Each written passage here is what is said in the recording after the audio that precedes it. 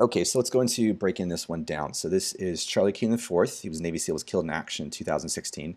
And I obviously didn't shoot this photo. This comes courtesy of the C4 Foundation. They're a great charity. They do a lot that helps out with the Naval Special Warfare community and their families. So let's start back with what the original looked like here. This one is a lot of very subtle things happening to make some big changes. So first of all, I knew that this was, if the sun was going to be coming this way, then the ditch would obviously be darker, and the hillsides, the back sides here would be darker as well. So an exposure layer to drop the ditch down, color balance layer to bring in some yellows here where the sunlight would still be falling off the hills, and then a curves layer to do more darken up the back sides of those hills, like I said. And then once again, just darkening this down more because I knew I was going to paint in the light where I wanted it. And this is where the light painting comes in. So these are hue saturation layers.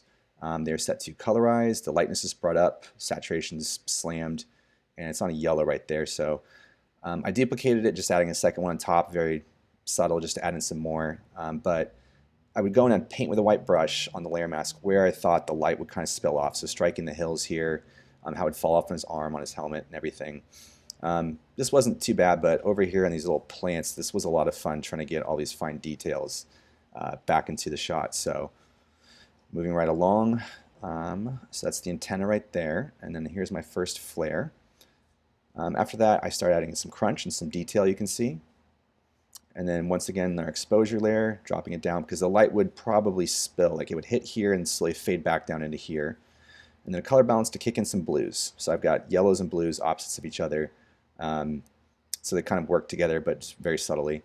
And then here's the sky replacement filter in Photoshop. Went online, found a sky, and tossed that in there. And here's my favorite plugin, Onric. Well, here's them together, but the first one is just a big yellow splash that I colorized, and then I added in some just white on top of that to get that to really flare out.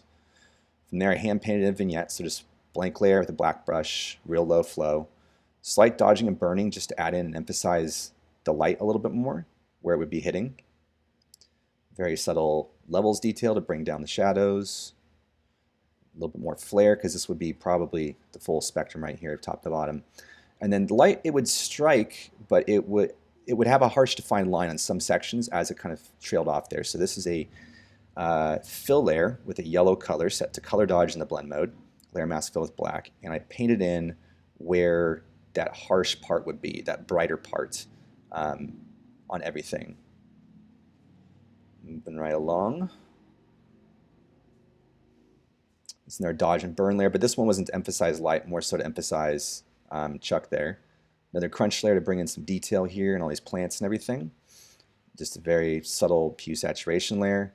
Pixelation for a per sec on his face, and then just a little bit more brightness just to bring back the image and make it a little bit happier kind of vibe to it. So yeah, all in all, as you can see, it was a lot of very small changes that added up in the end to some very big changes.